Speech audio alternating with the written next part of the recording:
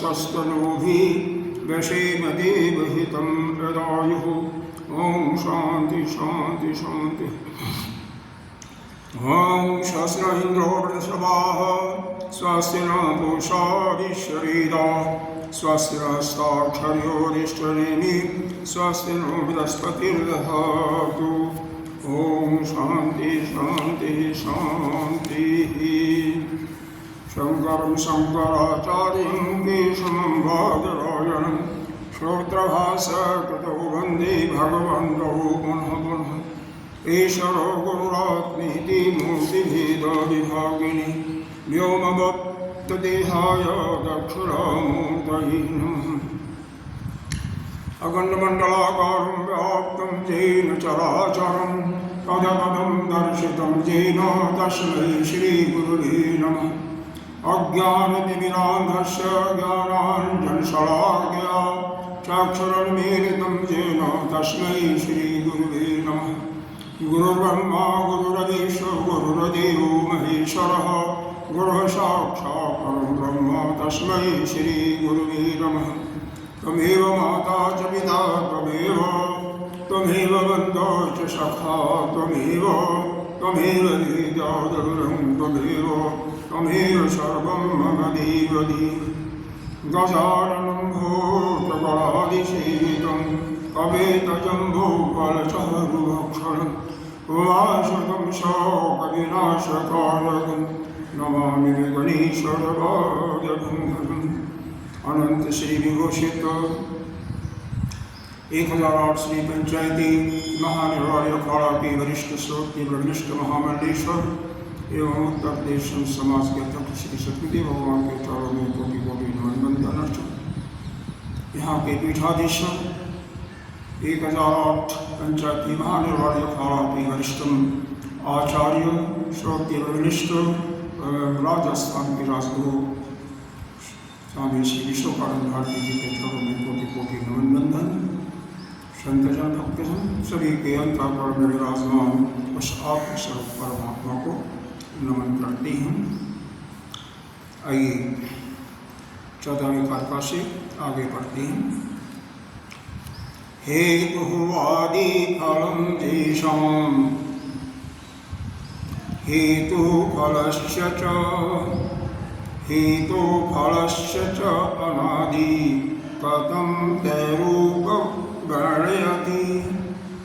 हेतुवादिफलं तेषाम् आदिहेतुफलस्य च तथा जन्म भवेत् तेषां पुत्रजन्म विदुर्यथा। हेतुवादिफलं तेषाम् आदिहेतुफलस्य च तथा जन्म भवेत् तेषां पुत्रजन्म पितुर्यथा। यहाँ पर ईश्वर अथर्ववेदी मांडव्योपनिषद की चतुर्थ प्रकरण अलापी शांति प्रकरण में गौड़पादाचार्य ने कारिकाओं के माध्यम से इस सिद्धांत का उल्लेख किया।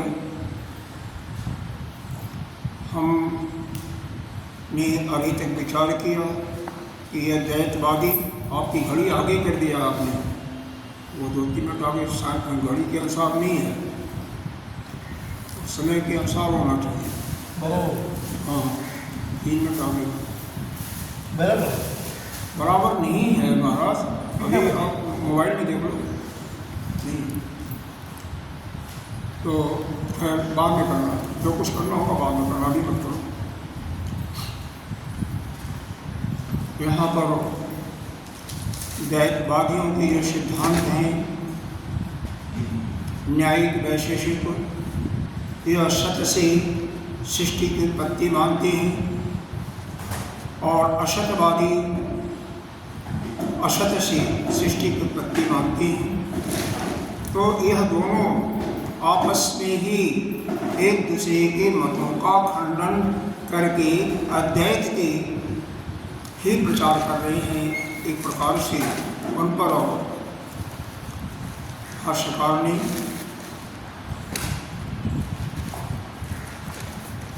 एक प्रकार से उन पर वह किया कि यह है द्वैतवादी, लेकिन आपस में लड़ करके कभी भी दो व्यक्ति जब आपस में लड़ते हैं तो तीसरे का ही लाभ हमेशा होता है। व्यवहार पक्ष में भी देखा गया है। वैसे ही यह द्वैतवादी आपस में लड़ करके तीसरा यानी हमारा जो वेदांत सिद्धांत है इसी की पुष्टि करते हैं। इस पर कंठ कसा है स्वामी अपने आदि गुरु शंकराचार्य जी ने कि वह अद्वैतवादी है। हालांकि अद्वैतवादी तो नहीं है तो द्वैतवादी है, क्योंकि वह जगत और ईश्वर को अलग अलग, दोनों की सत्ता अलग अलग मानते हैं, जीव अलग ईश्वर अलग, तो दो सत्ता मानते हैं, इसका मतलब द्वैतवादी हो गए। वेदांत जो है एक ही मानता है, केवल वही ब्रह्म है, उसके अतिरिक्त कुछ ही नहीं है, जो कुछ है वो मिथ्या है।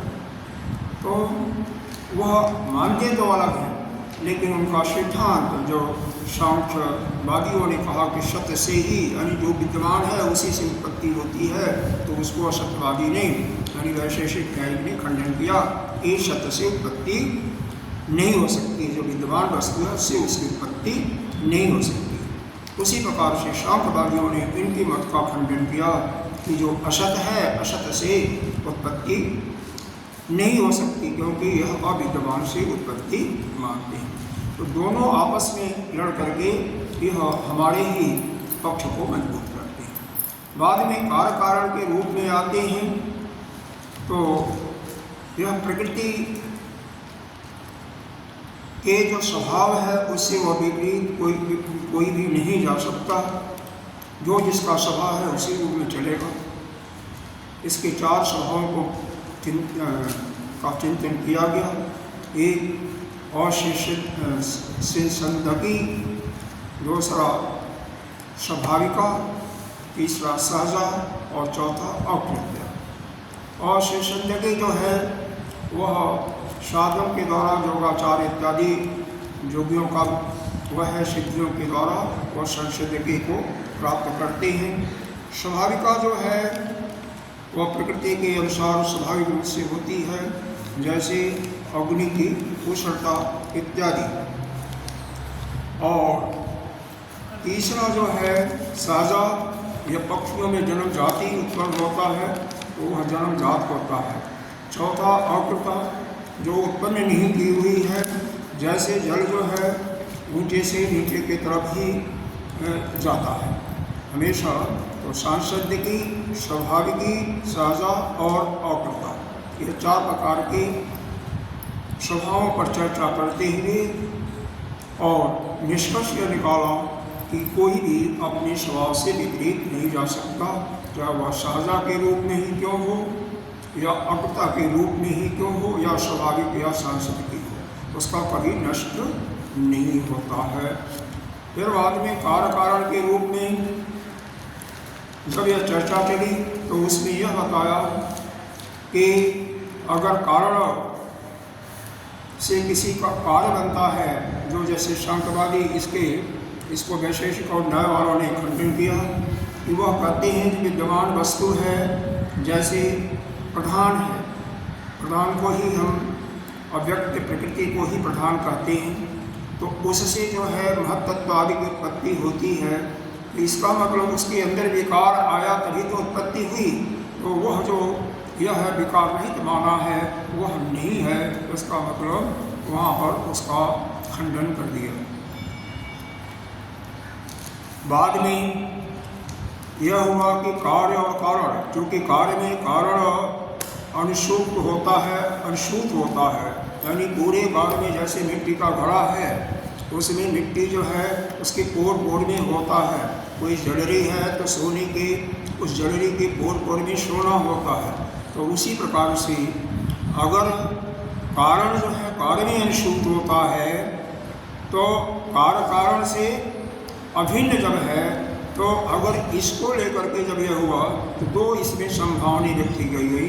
पहली संभावना कार्य जो है कारण में अंतर्भूत है, हो सकता है, और दूसरी संभावना कि कार्य में कारण अंतर्भूत हो सकता है। अगर कारण में कार्य अंतर्भूत है तो क्या हो जाएगा इसका परिणाम?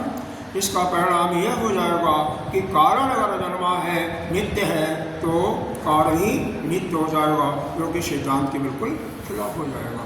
क्योंकि कार्य जो है हमेशा अनित्य होता है, क्योंकि किसी से उत्पन्न हुआ तो अनित्य ही होगा।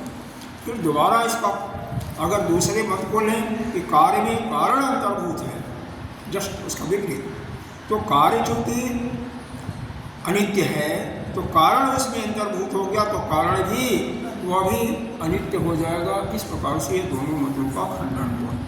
फिर बाद में यहाँ पर एक विशेष चर्चा चली कि पहले शरीर बनता है या पहले पाप और पुण्य यानी धर्म अधर्म बनते हैं, हेतु और फल की चर्चा चली। तो इसमें भी इस सिद्धांत के अनुसार भी यह इसकी सिद्धि नहीं हो पाती, क्योंकि अगर यह माना जा पहले धर्म अधर्म बना बाद में शरीर बना, तो यह तो संभव दिखाई नहीं देता, क्योंकि पहले तो शरीर बना तो शरीर से ही तो धर्म अधर्म होगा। और यह माना जा कि शरीर पहले बना और धर्म उसके बाद बनी, तो शरीर कैसे बना, यह प्रश्न उठता है। यानी धर्म अधर्म और यह शरीर यानी हेतु और फल, यह दूसरों पर एक अन्योन्याश्रित है। ऐसा अन्योन्याश्रित होने से इनकी भी सिद्धि स्वयं नहीं होती। यानी इस सिद्धांत के अनुसार यहाँ पर यह सिद्ध किया जाता है कि इसमें कार्य और कारण दोनों का अभाव सा ही दिखाई देता है। क्यों कि अगर एक से दूसरा बनता है, दूसरे से पहला बनता है, तो उसी के सदृश है। जैसे वृक्ष से बहुत विशालकाय बीज से विशाल वृक्ष होता है और वृक्ष के फल से बीज बनता है, तो दूसरे एक दूसरे पर अन्योन्याश्रित हो जाते हैं। और इस बात के लिए पुष्टि नहीं की जा सकती कि कार्य और कारण दोनों बनते ही हैं। इसमें फिर दो सुझाव आए कि यह क्रमिक मतलब पहले एक बना तो बाद में दूसरा बना, तो उस सिद्धांत से तो गलत हो गया। लेकिन दूसरा आया जुगपत बनी, दोनों साथ साथ उत्पत्ति, तो दोनों साथ साथ उत्पत्ति मान लें तो अभी हो जाएगा जैसे गाय का शील है, तो उसमें यह हो जाएगा पहले दायां बना या बायां बना, और दोनों साथ साथ बनते हैं तो इसमें कार्य कारण का अभाव हो जाएगा। दो वस्तु साथ उत्पन्न होती हैं तो उसमें कार्य कौन है कारण कौन है, यह कोई इनका अभाव ही रहेगा, कार्य कारण नहीं रहेगा। और जब किसी कार्य का कोई कारण नहीं होगा इसका मतलब उत्पत्ति होती नहीं है। तो इस प्रकार के ये सारे उन्हीं के सिद्धांत को श्रुति के द्वारा भी अंत में प्रमाण दिया गया कि जत्र तस्य सर्वात्मा एव भूत, यह जद्राण उपनिषद का दिया गया। जिस अवस्था में इसकी दृष्टि सब आत्मा में हो गया, तो इस श्रुति ने परमार्थ द्वैत का अभाव बताया है। क्योंकि अद्वैत का सिद्धांत में उस परमात्मा के अतिरिक्त और कोई सत्ता किसी की है ही नहीं है। इसीलिए बताया जिसकी इस दृष्टि में सभी आत्मा में हो गया, यानी परमार्थ रूप से द्वैत का अभाव बताया गया। तो इस प्रकार से वेदांतियों ने द्वैत के मतों का बिल्कुल निरस्त कर दिया। अब इसी पर पुनः वह तर्क दे रहे हैं। तर्क क्या दे रहे हैं 15वीं कारिका में तर्क नहीं दे रहे हैं, बल्कि 16वीं कारका में, बल्कि 15वीं कारका शायद अभी नहीं हुई थी, 14 तक हुआ था, 14 तक हुआ था। तो 15वीं कारका में तो सिद्धांती पक्ष ही बता रहा उनको कैसे, कथम तैः विरुद्धम अभ्युपगम्यतः इति उच्यते। कथम मतलब कैसे, किस प्रकार से, तैः मतलब उन द्वैतवादियों के विरुद्ध मत को उनको मानते हैं, तो सो बताया गया है, क्योंकि वह द्वैतवादियों का आपस में क्या है, विरुद्ध मत है। तो उसको कैसे, उसकी पुष्टि और की जा रही है। जो पहले 14वीं कारका बताया गया, उसी को 15वीं कारका में और पुष्ट किया जा रहा है। वही हेतु फल का ही, हेतु हो आदि फलम जेषाम, आदि हेतु फलस्य च, तथा जन्म भवेत् तेषां, पुत्र जन्म पितुर्यथा। देखो यहाँ पर हेतु धर्म को के लिए यहाँ पर संबोधन किया गया, और फल के लिए यह शरीर को फल बताया गया। तो जिसके मत में, अब इसको क्योंकि अच्छी तरह से आपने अगले कारका में समझ लिया है, तो या तो धर्म और शरीर के रूप में चिंतन करें, या केवल हेतु और फल का, क्योंकि हेतु का एक शाब्दिक अर्थ कारण होता है और फल का फल होता है। तो वही दिया हुआ है कि हेतु हो आदि, आदि का मतलब कारण है, हेतु मतलब धर्म। तो धर्म अधर्म का कारण जो है फल मतलब शरीर है। जैसा जिसके मत में इस धर्म का कारण फल है, और आदि हेतु फलस्य, और फल का कारण यानी शरीर का कारण जो है धर्म अधर्म है। तथा जन्म भवति येषां, तो कहते हैं उनकी उत्पत्ति ऐसे होती है, भवति तथा जन्म भवति, उनका जन्म ऐसे होता है, कैसे, येषां जैसे कि पुत्र से पिता का, पुत्र जन्मम पितुरथा, जैसे पुत्र से पिता का जन्म होता है, और पिता से पुत्र का, या बीज से वृक्ष का, और वृक्ष से बीज का, मतलब अन्योन्याश्रित। और इसको यहाँ पर अनवस्था दोष भी आ जाता है, इसलिए इसका सिद्धांत पक्ष ने पूरा खंडन ही किया है। आगे इसका भाष्य देखें, वही पीछे का ही है, इसलिए कठिन तो है नहीं, पीछे बताया गया वही का रिपीटिशन है, तो इसलिए थोड़ा जल्दी चलने में कोई दिक्कत है नहीं। हेतु जन्य, हेतु जन्यादि एवं फल हेतु, ये नीचे जो धासा दिखाई देता है वो हाँ पढ़ा जाएगा। फल हेतु जन्म अभ्युपगच्छतां तेषाम् ईदृशो विरोधः उक्तो भवति, तथा यथा पुत्र जन्म पितुः, जो मंत्र में है उसी को ये प्रकार से वह कर दिया, कोई खास इसका स्पष्टीकरण नहीं किया, क्योंकि आशांशी कारका है। तो यही बताया, जिस हेतु से उत्पन्न होने वाले फल से ही हेतु का जो जन्म मानते हैं, मतलब हेतु और फल कहोगे तो शायद अर्थ नहीं समझ में आ रहा, तो वही धर्म अधर्म की बातें करो। तो धर्म अधर्म से शरीर की उत्पत्ति होती है, और शरीर से जन्म का धर्म अधर्म की उत्पत्ति होती है। ऐसा मानने वाले लोगों के मत में एक विरोध सा, उसी प्रकार से विरोध दिखा जाता, तेषां ईदृशो विरोध, उनके मत में इसी प्रकार का विरोध दिखाई देता है, जैसे यह कहा जाए कि पुत्र से पिता की उत्पत्ति होती है। एक यहाँ पर दृष्टांत दिया गया। दूसरा दृष्टांत लौकिक दृष्टांत में बीज से वृक्ष भी मान सकते हैं, और वृक्ष से बीज भी मान सकते हैं। जहाँ पर अन्योन्याश्रित स्वय होता है, यानी एक दूसरे के ऊपर आश्रित होता है और दूसरा पहले के ऊपर आश्रित है, ऐसा बहुत जगह देखा होगा। वो व्यवहार में उसको किसी का अस्तित्व ही नहीं है, दोनों को खंडन हो जाता है। जथा उक्तो विरोधो न, अगर यह विरोधी पक्ष यानी कोई पक्षी कर रहा है, यथा उक्तो जैसा कि कहा गया, विरोधो न जुक्तो, उपरोक्त विरोध अभूपगंतुम इति च न मन्यसे। तो कि यदि तुम ऐसा मानते हो कि उपरोक्त जो ऊपर का जो वर्णन किया गया वो विरुद्ध नहीं है, तो अगली कार का, क्योंकि सिद्धांत द्वैतवादी यह कहते हैं कि थोड़ा सा विचार करो, हमारे पूरे सिद्धांत को खंडन मत करो, कुछ तो छोड़ो, कुछ और विचार करो। वही सिद्धांतवादी कह रहा है, अगर तुम ऐसा मानते हो कि विरोध मानना उचित नहीं है तो तुम ही सिद्ध करो। क्या सिद्ध करो? अगली कारका 16वीं कारका में दिया गया, संभवे हेतु फलयो, संभवे हेतु फलयो, संभवे हेतु फलयो, हेषितव्यः क्रमः त्वया,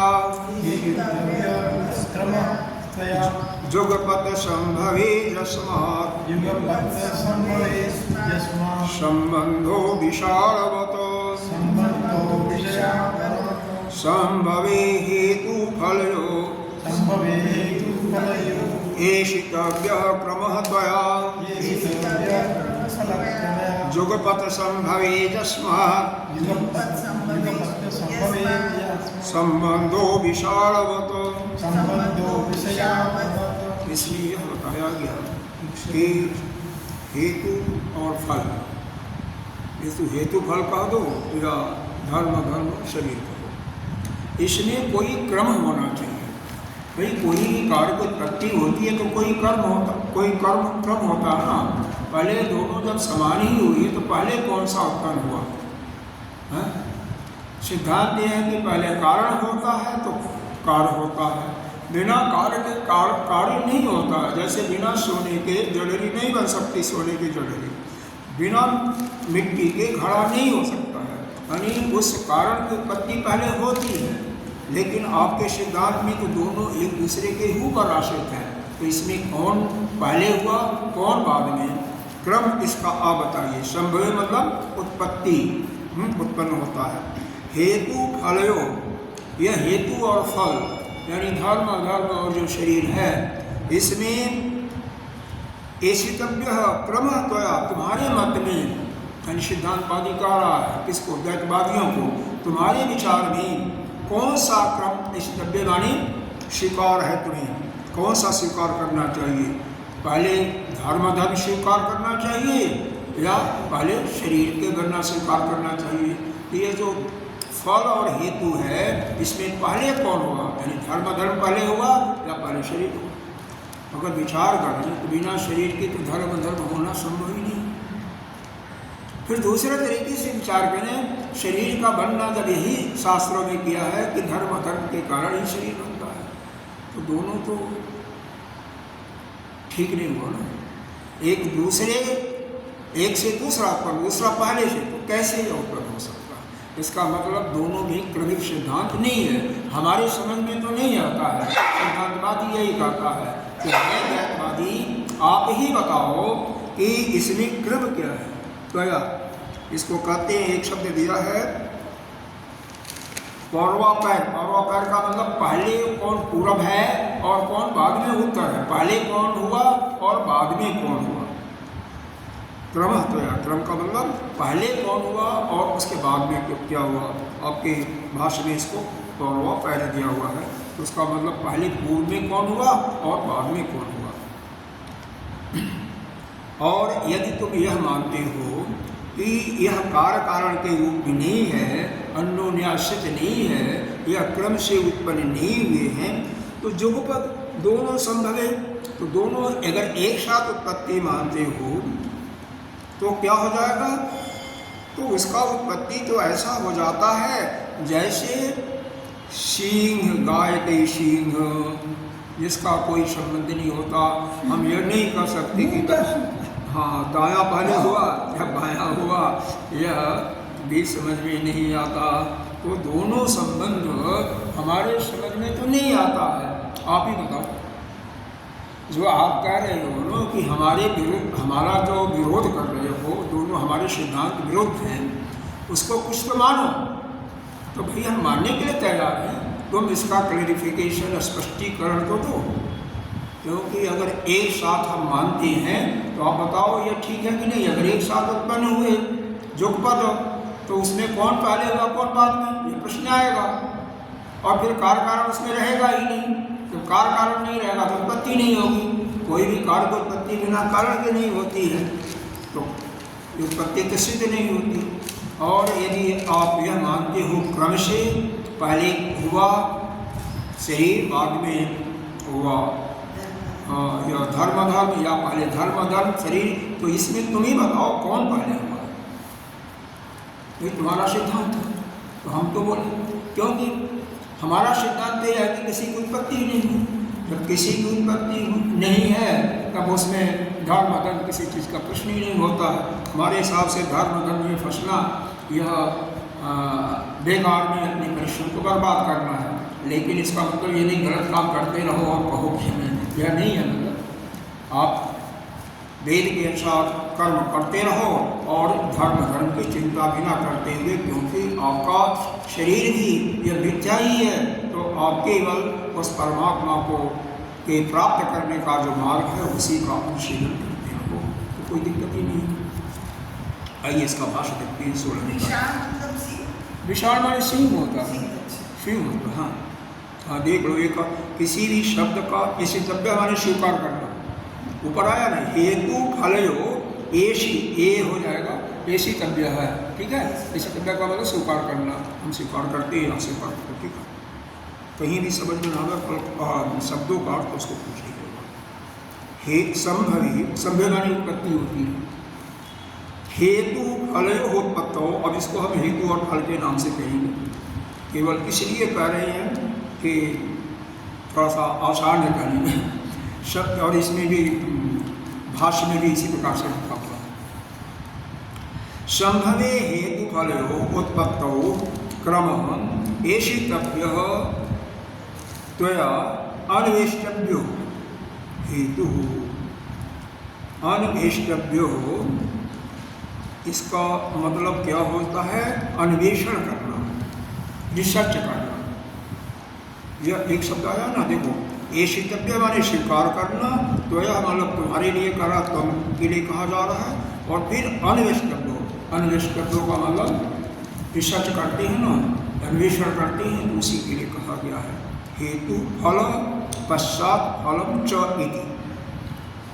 आप अद्वैतवादी, तुम हेतु और फल की उत्पत्ति का क्रम स्वीकार करो कि पहले कौन हुआ, और इसके विषय में चूँकि यह अन्योन्याश्रित है, ठीक बैठता नहीं, तो अन्वेषण करो, रिसर्च करो, खोजो कि इसमें पहले कौन उत्पन्न हुआ।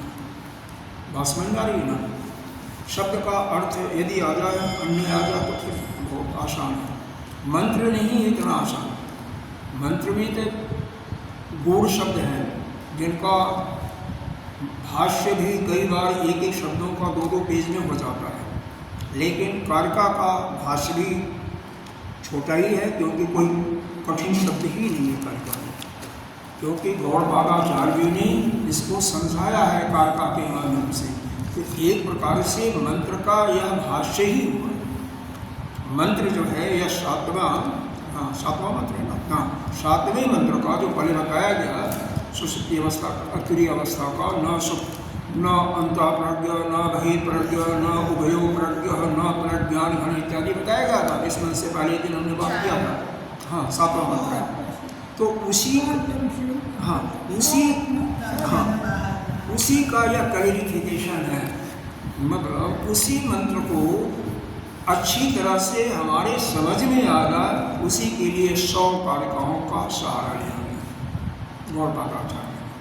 तो एक बार मंत्र को समझाने के लिए है, इसका मतलब जो समझा रहे हैं तो उसमें इतनी कठिन शब्द होने का मतलब नहीं है।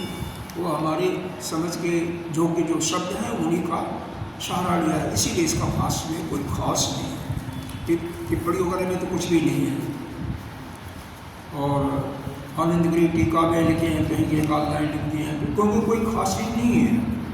तो यहाँ पर यह भाष्य का हो गया। संभवे हेतु फलयो उत्पत्तौ क्रमः ऐशितव्यः त्वनवेष्टो हेतु।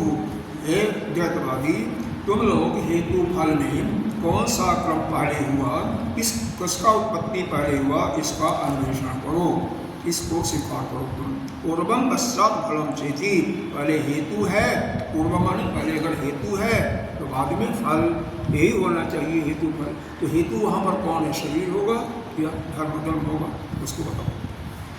इतः च युगपत संभवे, अगर तुम यह मानते हो कि दोनों साथ साथ उत्पन्न हुए, युगपत माने एक साथ उत्पन्न हुए, जस्मात् हेतु फल हो, तो उसमें हेतु और फल क्या होगा, कार्य कारण तो न संबंध, उसमें कार्य कारण का कोई संबंध दिखाई नहीं देता।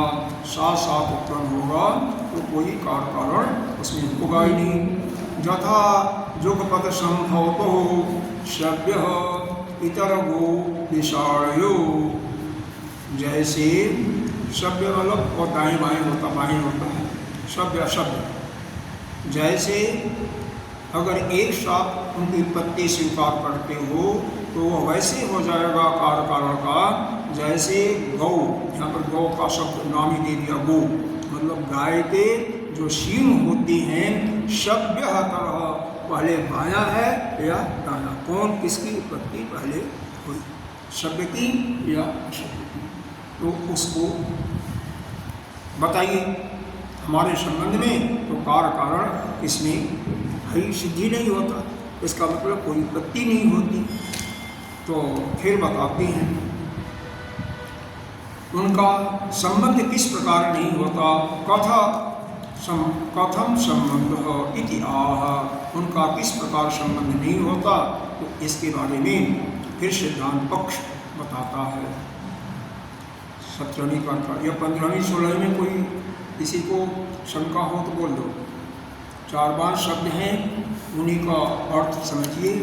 विशाल का मतलब सींग, या अन्वेष्टो का मतलब रिसर्च यानी क्या बोलता, अन्वेषण करना, खोज करना। इसी तरह का मतलब स्वीकार करना।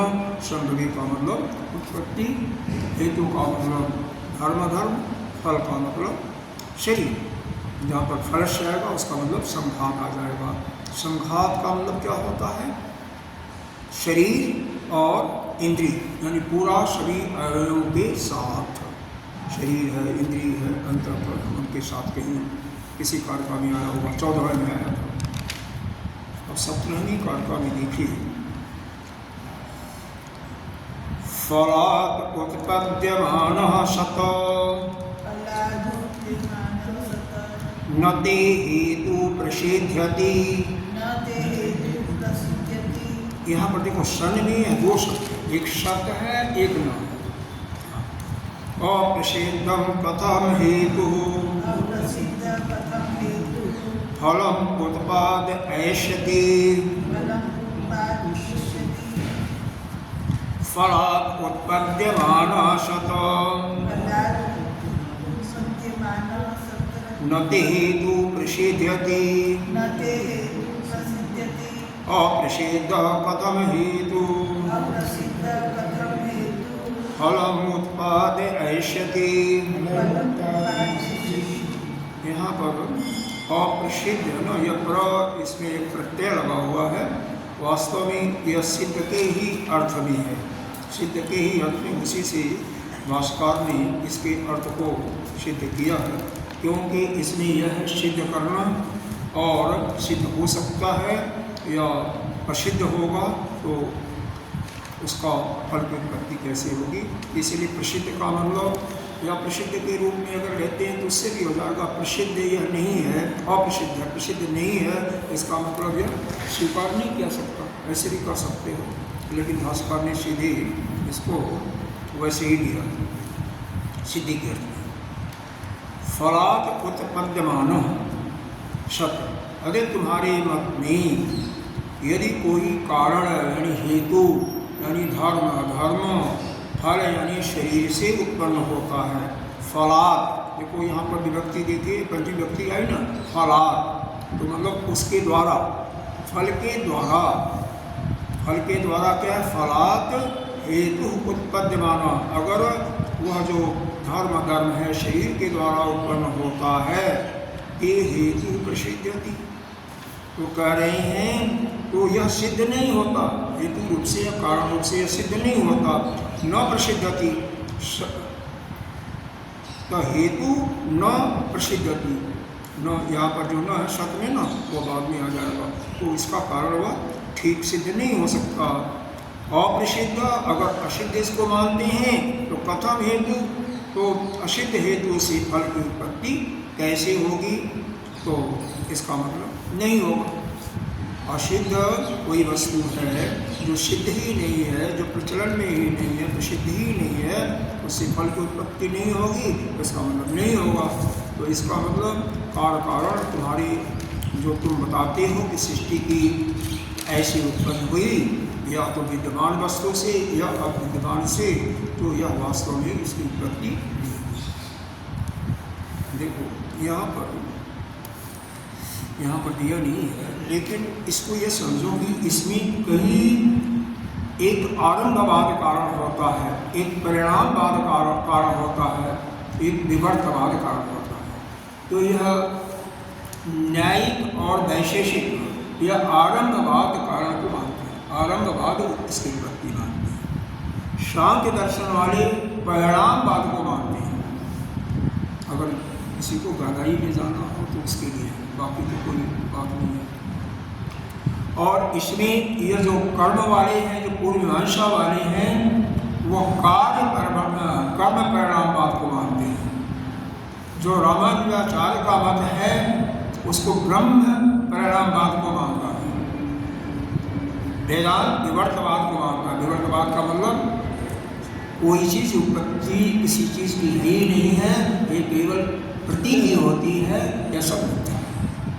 जीव और जगत बारंबार कहा जा रहा है मिथ्या है। यह परमार्थिक दृष्टिकोण से, व्यवहारिक दृष्टि से तो हम भी मानते हैं ठीक है, जो सांख्यवादी कहते हैं वो व्यवहारिक दृष्टि से ठीक है, क्योंकि व्यवहारिक दृष्टि से जीव को हम नहीं देखेंगे तो कोई काम ही नहीं होगा। व्यवहारिक दृष्टि से तो ठीक है, लेकिन वैसे नहीं है। बौद्ध लोग वहाँ पर मानते हैं या तो शून्यवाद या क्षणिकवाद, विज्ञानवाद को मानते हैं, क्षणिक परिणामवाद। तो इस प्रकार से अलग अलग मतों के अनुसार अलग अलग उनका सिद्धांत है कि कौन क्या मानता है, क्या नहीं मानता है। ठीक है, तो इस चीज़ को भी चाहे तो अपने माइंड में रख सकते हैं, ना चाहे तो कोई बात नहीं। तो यहाँ पर न्यायिक और वैशेषिक आरंभवाद है इनका सिद्धांत। अपना सांख्य और योगाचार्य वाले जो पतंजलि जी का जो दर्शन है, यह परिणामवाद को मानता है, दोनों परिणामवाद को मानते हैं। पूर्व मीमांसा चूँकि कर्म की प्रधानता होती है इसलिए कर्म परिणामवाद। रामानुजाचार्य वह ब्रह्म को ही मानते थे, ब्रह्म परिणामवाद हो गया। हमारा सिद्धांत यानी वेदांत का सिद्धांत विवर्तवाद है। और यह एक चीज़ और आपको बता देता हूँ, इन बौद्धों में नोट करना चाहें तो कहीं नोट है, 4 प्रकार के इनके सिद्धांत हैं, 4 अलग अलग हैं। वह चारों का नाम नोट करना चाहें तो नोट कर लें, इसलिए मैं देख करके बताऊँ कहीं गलत ना हो। पहला है सौत्रांतिक, दूसरा है वैभाषिक। सौत्रांतिक और वैभाषिक ये दोनों बाह्यवादी हैं। सौत्रांतिक और वैभाषिक। वैभाषिक वैभाषिक। तीसरा है योगाचार्य। पहला है सौत्रांतिक, सौ सोटा छ ओ का मात्रा सौ त्र का आधा नो तो एक छोटी का मात्रा को सौत्रांतिक। हाँ सौत्रांतिक। दूसरा है वैभाषिक। हाँ वैभाषिक वै तीसरा है योगाचार्य, इसको क्षणिकवाद भी विज्ञानवाद भी मानते कहती योगाचार्य। चौथा है माध्यमिक को शून्यवाद भी मानते हैं, कहते यह सब कुछ कहते हैं कि शून्य है। हाँ, योगाचार्य को क्या कहते हैं, क्षण में संसार में दुख है, क्षण में दुख की उत्पत्ति है, इसीलिए इसको क्षणिकवाद ही मानते हैं। हाँ, क्षणिक सिद्धांत यही है, बौद्धों का ही है। तो यह अच्छा है, इसको हम भी स्वीकार करते हैं, ऐसी बातें नहीं है।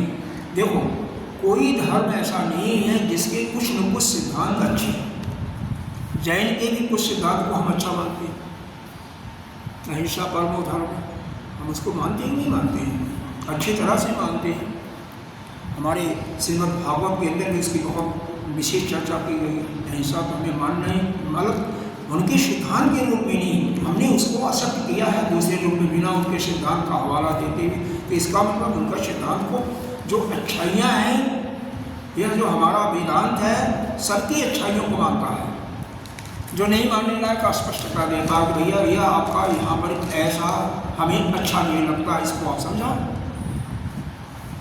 और वास्तव में यही होना चाहिए। हाँ, अंतर यही है कि एक मत दूसरे मत का खंडन करता है तो वहाँ पर वेदांत बिल्कुल शांत है। क्यों? ठीक है, आपस में खंडन कर लो, तो बाद में हम देखेंगे, बाद में तुम हमारे पास आओगे। इसीलिए वहाँ पर यह जब शांतवादी लोग न्यायिकों का खंडन करते हैं तो भी शांत रहता है, और जब न्यायिक वैसे उनके मत का खंडन करते हैं तो भी शांत रहता है। चलिए आगे देखिए, कहाँ पर यह अर्थ इसका हो गया था, नहीं कर्म का अर्थ हो गया था ना। फलात् उत्पद्यमान शत्रु, यानी तुम्हारे मत में यदि हेतु से, कारण से ही फल की उत्पत्ति होती है तो हेतु प्रसिद्ध नहीं हो सकता, क्योंकि वह दूसरे एक दूसरे पर अन्योन्याश्रित हैं। और अगर असिद्धि से अप्रसिद्ध, नीचे वाले का असिद्धि, अगर कोई अप्रसिद्ध है या असिद्ध है, या असिद्ध का मतलब वो कभी हुआ ही नहीं है, कथम हेतु, उससे अगर फल की उत्पत्ति तो कैसे करोगे? तो यह दो चीज़ें हुआ, फल से अगर हेतु की उत्पत्ति मानते हो, हेतु से फल की उत्पत्ति मानते हो, तो हेतु रूप से वह सिद्ध ही नहीं होता, और उसके वाइस वर्षा अगर मालूम करते हो तो भी असिद्ध हेतु से फल की उत्पत्ति कैसी होगी। अब इसी को भाष्य में समझाया है। देखिए, एक शब्द आया है जन्म, यहाँ पर कहाँ पर आया है, अब कारका भी देखिए, कारका में नहीं आया है। यह उत्पाद्यमान, जो उत्पाद्यमान है, देखो फल उत्पाद्यमान, इसी का यहाँ पर अर्थ बताया जन्य। यह कई बार उल्टा लिखा हुआ है, यहाँ पर पहले अर्थ दे दिया और बाद में कारका में शब्द जिसका अर्थ बताया गया है उसको दिया। फलात् उत्पाद्यमानो, बाद में कारका का शब्द है, इसको बाद में दिया, और उसका अर्थ पहले बता दिया। अर्थ क्या बताया? जन्य स्वतः अलब्धात्मकातो, जन्य का भी अर्थ बता दिया कि जन्य का मतलब जो स्वतः प्राप्त नहीं है, मतलब यह जो उत्पद्यमान है, उत्पद्यमान का उत्पत्ति होती है, इसी का दूसरे शब्द में बताया जन्य अर्थ, और जन्य का बताया अलब्ध का, जो स्वतः जिसकी उत्पत्ति नहीं है, स्वतः प्राप्त ही नहीं है। तो यही बताया जन्य स्वतः अलब्धम का, तो कैसे है? शश विषाणादि एव असतो न हेतु प्रसिद्ध्यति, जन्म न लगती। वह उस, यहाँ पर खरगोश का हवाला दिया, शश का मतलब खरगोश होता है, और विषाण के सींग दे दिया। जैसे खरगोश के सींग, उसका क्या होता है? खरगोश के सींग नहीं होता है, तो वह असत है, यानी उसकी फल की प्राप्ति क्या है? असत है ही नहीं है। तो वह असत फल से उत्पन्न होने वाला पर हेतु उसका सिद्ध नहीं होता। जो जिसकी कार्य की सिद्धि नहीं है, कार्य ही नहीं होता, तो कारण की सिद्धि कैसे होगी? क्योंकि खरगोश के सींग ही नहीं होती, तो यह कहिए कि हेतु से फल की उत्पत्ति होती है, तो यहाँ पर कारण आएगा ही नहीं, क्योंकि उसके सींग तो है ही नहीं। उसी प्रकार से यहाँ पर जो स्वतः प्राप्त नहीं है, स्वतः लब्ध नहीं है, परिणाम में नहीं है, उसके फल की उत्पत्ति कैसे हो सकती है? वह तो है खरगोश के सींग के समान ही, उसका जन्म ही नहीं होता। आत्मको प्रसिद्ध संशंस विशालादिकल्पस्व प्रथम फलम उत्पादिष्यति। इसको फिर समझा रही हैं। इस प्रकार सस यानी खरगोश के सींग के समान जिसकी स्वतः प्राप्ति नहीं होती, वह प्रसिद्ध तुम्हारे मत में किस प्रकार से वह उत्पन्न फल करते हो? मतलब जिसके सींग ही नहीं है, तो आप ही बताइए कि उससे फल की प्राप्ति कैसे होगी? न ही इतर अपेक्षा सिद्धयो सस विशाल कल्पयो कारकारणभावेन संबंध। कह रहे हैं एक दूसरे के अपेक्षा से यह आया है। यहाँ पर देखो, इतरे इतरे इतरे इतरे का मतलब एक दूसरे के, उसके बाद क्या है? अपेक्षा, यानी एक दूसरे के अपेक्षा से यह सिद्ध होने वाला यह सस यानी खरगोश के सींग की कल्पना यह जो की जा रही है, वह सर्वथा क्या होगा? कार्य कारण अभावीन, उसमें कार्य और कारण दोनों का अभाव ही सिद्ध होता है।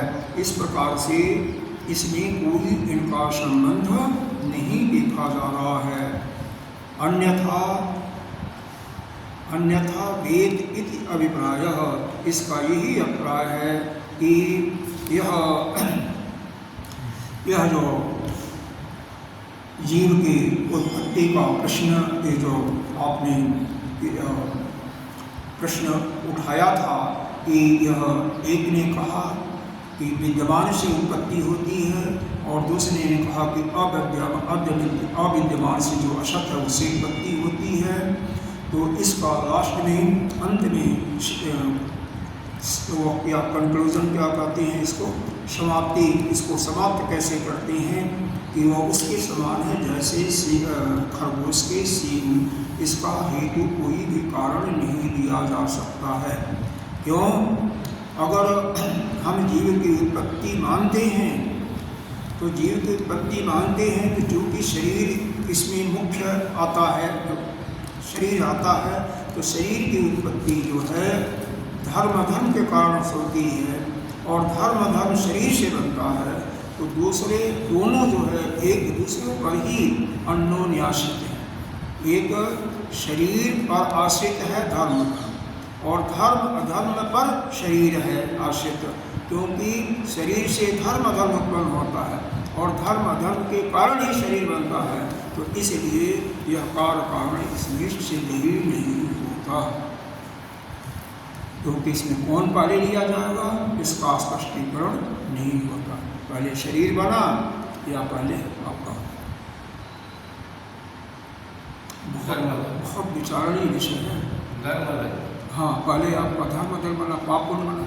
देखो वास्तव में हम क्या होता है, हम शरीर होता है तो शरीर से ही पाप पुण्य करते हैं, लेकिन शरीर को जो अपना नहीं मानता, जो ज्ञानी होता है, वास्तव में दो ही प्रकार के हुए, एक ज्ञान से जो युक्त हुआ और एक अज्ञान से। ज्ञानी कौन है? जो कि जिसके अंदर जीवत्व भाव ही नहीं है। जो जीवत्व भाव नहीं है उसका तात्पर्य है कि वह शरीर को और अंतःकरण को अपना मानता ही नहीं। शरीर में रहते हुए जैसे हम किसी घर में रहते हैं, मकान में रह रहे हैं, उस मकान को अपना नहीं मानते हैं, ठीक? उसको अपना ना मानते हुए उसमें कोई अगर मान लीजिए विशेष दुर्घटना भी हो जाती है तो उससे हम प्रभावित नहीं होते हैं।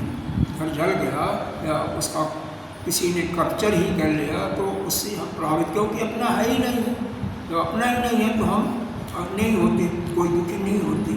तो उसी प्रकार से हम अपना न मानने के कारण शरीर और शरीर के जो धर्म होते हैं, जो शरीर के द्वारा संबंध होते हैं, उन सब से हम किनारे हो जाते हैं। शरीर के जितने भी संबंध होते हैं उनसे भी हमारा एक अलग रिश्ता होता है। और यहाँ पर बहुत और भी गंभीर सिद्धांत आते हैं। फिर उत्पत्ति के अर्थ में जैसे यह वेदांत के अनुसार नहीं, वेदांत के अनुसार ठीक है कि उत्पत्ति होती नहीं, खत्म हो गया। लेकिन जहाँ पर यह धर्म की बात आती है, वहीं पर दूसरा सिद्धांत एक आता है, उसको कहती है ऋणानुबंधन जो का ऋण की बंधन का जो हम अब ठीक है धर्म अधर्म के कारण, क्योंकि अगर धर्म हमारा ज़्यादा है और धर्म कम है, बहुत कम है, तब तो हम देवता बन जाएंगे। अगर दोनों लगभग बराबर है, लगभग होता है एग्जैक्टली तो बराबर हो नहीं सकता है, 60-40 का रेशियो मान सकते हैं। तो हम मनुष्य का शरीर अगर पाए, तो मनुष्य का शरीर पाए तो कहाँ पैदा होंगे, किस लोकेलिटी में पैदा होंगे? मान लो आपका जाति वगैरह का सब निश्चित हो गया, लेकिन वहीं पर होगा जहाँ पर आपका ऋणानुबंधन जो है ज़्यादा लोगों से, जहाँ पर आपने कर्जा लिया था और कर्जा का चुकता नहीं किया था, या आपने कर्जा दिया था उनसे कर्जा लेना है, तो लेने के लिए आए हो तो आपका संबंध उसी स्थान पर होगा जहाँ पर आपका लेना और देना है। यहाँ पर फिर एक सिद्धांत करते हैं, यह हमारे स्वामी अखंडानंद जी का सिद्धांत है, बहुत अच्छा सिद्धांत है। देखो, अगर कोई चाहता है, उन्होंने एक दृष्टांत दिया, किसी का दुकान है, अगर दुकान को मान लो दुकान से उसका नुकसान हो रहा है, या दुकान करने का उसको समाप्त करके कोई और उसको बिजनेस करने का इच्छा है, दृढ़ इच्छा है, तो अगर वह दुकान से दो चीज़ें होती हैं, एक तो डेटर्स और एक क्रेडिटर्स। एक तो हमें पैसा किसी से लेना है और किसी को देना है, या सामान जो है सामान को भी हम बेचने की कोशिश करें और सामान ना मंगाएं, दोनों बातें। तो यहाँ पर अगर दुकानदार यह चाहे कि वह जिससे पैसा लेना है उसको ले करके दूँ और अपनी दुकान का सामान भी मैं बेचता रहूँ, तो दुकान कभी बंद नहीं होगा, क्योंकि वह ग्राहक फिर सामान लेगा। कोई भी जो लेने वाला होता है, जिससे आपको पैसा वसूली करना होता है, वह कहता ठीक इतना दे रहा हूँ, इतना सामान हमें और भेज दो, यह बिजनेस का टिक होता है। तो उसकी दुकान कभी नहीं बंद हो सकती है। वह केवल यह कर है कि जिसका कर्जा चुकता है उसको चुकता कर दे बस, तब तो उसका दुकान आसानी से बंद हो जाएगा। आप लोग के चूँकि बिजनेस मैन है, इसमें ज़्यादा आप बता सकते हैं, अपना कमेंट दे सकते हो। तो अगर वह चाहे तो दुकान बंद हो जाएगी। उसी प्रकार से हम जब इस जीवन में आए हैं, मनुष्य जीवन में, तो हमें जिससे कर्जा हमने लिया उसको देना है, तो कोशिश करो कि दूसरों को देने की कोशिश करो, क्योंकि हो सकता है उनसे आपने कर्जा लिया पिछले, लेकिन लेने की कोशिश मत करो किसी से। तो स्पष्ट कहा है, जो यह सोचता है कि हम बिना किसी कार्य के किए हुए से, बिना मतलब उसके पारितोषिक दिए हुए किसी से केवल लेना ही शुरू करें, तो फिर कर्जा हमारे ऊपर बन जाएगा। इसीलिए यहाँ पर आया है विशेष करके महात्माओं के लिए कि कहीं पर किसी का भिक्षा मांग करके भोजन भी करो तो कुछ न कुछ ज्ञान उनको दे। एक दृष्टांत यहाँ पर आता है और बहुत प्रसिद्ध दृष्टांत है। वैसे हमारे यह आदि गुरु शंकराचार्य जी, यही स्वतः इनके जीवन की यह रहस्यमय जीवन है, जो कि ब्रह्मचारी थे उस समय, संन्यास ले लिए थे, 7 साल में संन्यास ले लिए थे, लेकिन भिक्षा मांगने के लिए एक ऐसे घर में जाते हैं जहाँ पर एक माँ होती है, उसके पास देने के लिए कुछ भी नहीं, घर में कोई चीज़ है ही नहीं है, बिल्कुल दरिद्र थी। लेकिन उसकी इच्छा बहुत ही विलक्षण थी। इच्छा थी कि मैं कुछ देना ही है। एक सन्यासी आया दरवाजे पर कुछ न कुछ देना, एक सूखा हुआ आंवला, वह उनकी कमंडल में डाल देते हैं। इनको बहुत दया होती है। वह राम जी भी उस परमात्मा से प्रार्थना करते हैं, क्या है इसको तो कुछ चाहिए, तो सोने के आंवलों की वर्षा होती है। भला उसका तो भाग्य चला गया। इस प्रकार से सिद्धांत यह निकला, हमें किसी से लेना नहीं चाहिए, जो जिसका देना वो दे। लो किसी से आवश्यकता है, क्योंकि ये शरीर है, शरीर को कुछ चाहिए तो कुछ तो ज्ञान दो उसको। ये आपके पास वही, वो तो सिद्ध पुरुष थे, उनके पास सिद्धियाँ थी, उन्होंने तो दे दिया। एक साधारण कोई संत नहीं दे सकता है, तो कम से कम जो भी उसके पास है वह कुछ देवी की कृपा है। तो यह, क्योंकि यह ऋणानुबंधन जो ठीक है, वेदांत सिद्धांत के अनुसार यह निष्क्रिय हो जाता, कोई इसकी औचित्य नहीं है, क्योंकि वेदांत के अनुसार तो अंतःकरण ही नहीं है।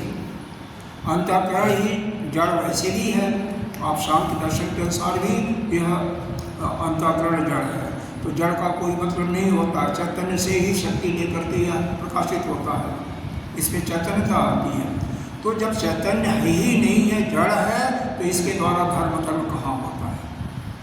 चाहे मन से कहो या वाणी से कहो, शरीर से कहो धर्म, तो भी शरीर भी जड़ है, तो कहीं होता ही नहीं है, तो कहीं धर्म। और दूसरी बात, शरीर की तो बुद्धि नहीं है, ये बात उसको खंडित कर देते हैं।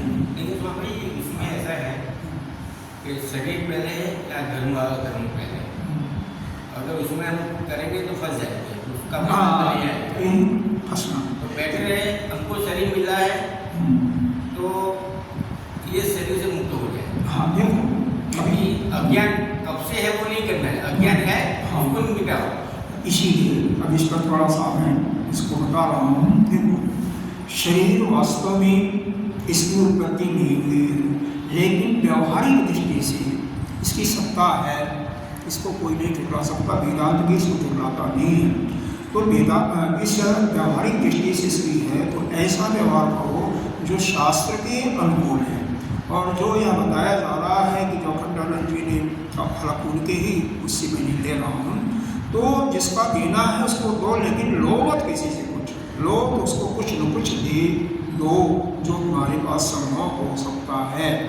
दूसरी चीज़ यह है कि आप शास्त्र के अनुकूल, जैसा आपके वेद में बताया, क्योंकि वेद ने इस चीज़ को स्वीकार किया है ना, तभी तो कहा है मातृदेवो भव पितृदेवो भव। अगर यह पैदा नहीं होता तो यह तैतृक में कहाँ से आता? मातृदेवो भव, माता और पिता उत्पत्ति के कारण ही तो है। आचार्य देवो भव, अतिथि देवो भव, तो यह कहाँ से आता? तो इसका मतलब सत्ता तो इसकी है, ठीक है, तीनों काल में सत्ता नहीं है, वह बात अलग है, लेकिन सत्ता तो है। व्यवहारिक दृष्टि से ही, व्यवहारिक दृष्टि सत्ता तो है। तो हमें कार्य क्या करना है? कार्य जो हमारी शक्ति ने हमें बताया है, जगह जगह बताया है, एक उपनिषद में, कई उपनिषदों में यह बताया है कि हमें ऐसा व्यवहार करना चाहिए, और वह व्यवहार करके और फिर हमें ज्ञान की प्राप्ति करके हमें इसी जीवन में मुक्त होना है। सत्ता तभी तो मुक्त होने के लिए बात कही है, नहीं तो मुक्ति का प्रश्न होता। अगर जीव ही नहीं होता तो इसकी मुक्ति कहाँ, चर्चा ही नहीं होती। तो चूँकि है, तो जैसे बताया गया कि आपको मुक्त होना है तो ज्ञान प्राप्त करना ही है। जो हमारा जन्म जन्मांतर का मल है, निश्चित रूप से उस मल के शुद्धिकरण के लिए निष्काम कर्म से यज्ञ दान तप इत्यादि कर्म करते हुए या वेद के मंत्रों का उच्चारण या श्रवण करते हुए अपने पापों को दूर करना है। और स्वामी जी दूसरी बात ऐसी भी है कि जो चीज़ मिथ्या है, मायामय है, उसको उसका जड़ ढूंढने जाएंगे तो कैसे मिलेगा? जड़ तो वो चीज़ है ही नहीं, उसका जड़ कैसे? जड़ कुछ नहीं मिलेगा, कुछ नहीं। तो ऐसे ही शरीर और धर्म शरीर को भी माया में मानते हैं और उसके हिसाब से धर्म को भी धर्म अधर्म कुछ नहीं है, कुछ नहीं मिलेगा। लेकिन सिद्धांत दिया है। देखो सिद्धांत की बात है, अगर बिल्कुल अगर यह जीव मिथ्या ही होता तो आपके उपनिषदों में क्यों ऐसा कहा जाता, क्यों अच्छे कर्म करने के लिए कहा जाता है, या मुक्त होने की बातें कहाँ कही जाती है? इसलिए कहा गई है कि शरीर जब मिलता है तो अज्ञान से मिलता है, अज्ञान लेके आता है। नहीं तो शरीर है ही नहीं तो ज्ञान कहाँ हुआ? ज्ञान हुआ वहाँ पर देखो तो ज्ञान होने के बाद होगा ना, अज्ञान जब तक ज्ञान नहीं है तब तक शरीर को मानना पड़ेगा ना स्वामी जी।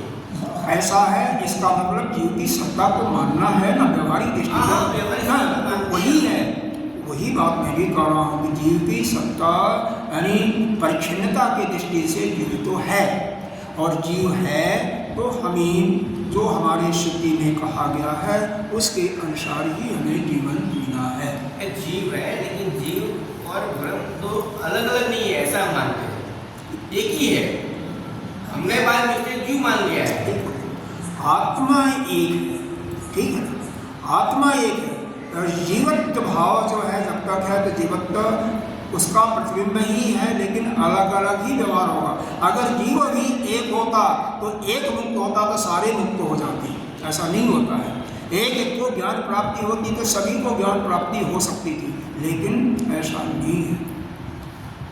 एक दुखी होता है वहीं पर एक सुखी होगा। अगर एक आत्मा एक है, लेकिन वह जो जीवत्व भाव जो आया उसके कारण जो जीव बना वह अलग अलग तो ही है, प्रतिबिंब ही है। देखो सूर्य के भी एक पत्नी थी जिसका नाम था संज्ञा।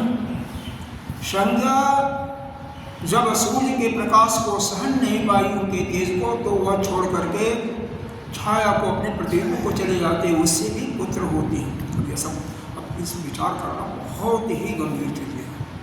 कैसे सूर्य के परिवार का भी वर्णन है, तो कहाँ से, जब किसी को उत्पत्ति नहीं हुई कहाँ से परिवार आ गया है?